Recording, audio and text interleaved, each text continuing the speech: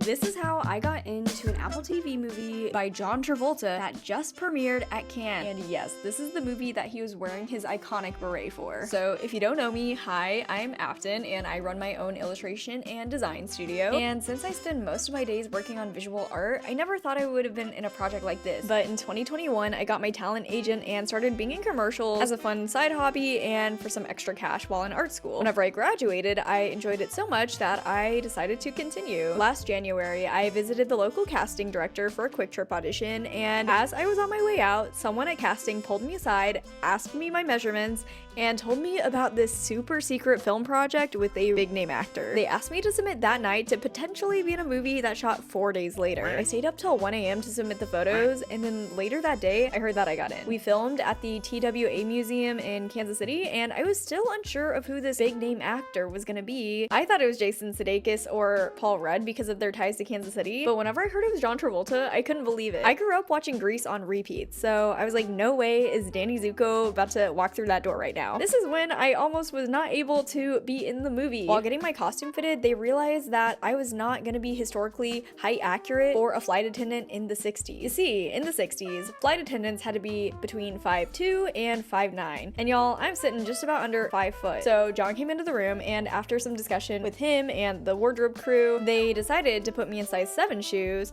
and just stuff some toilet paper in the toes. I'm size 5, by the way, and so the whole time we were filming, I was really nervous that I was walking like a penguin up and down the aisles. And guys, I didn't even know if I was gonna make it. There was a very high chance they could have just cut the scenes I was in out because I was just an extra. And so the first thing we did was when the movie came out, we went to the credits to see if I was listed. And then because we were impatient, we skimmed the whole movie and just found the parts that I was in. And yeah, no, it's just kind of crazy and surreal to be like, wow, I'm in an Apple TV movie. It's not even the biggest thing, of course, because it's like 10 seconds, but I just never thought that was something I'd get to say. And because of a little bit of happenstance and years of doing little filmy side quests for fun, it somehow resulted in this. But if you're wondering how you can get into an Apple TV project,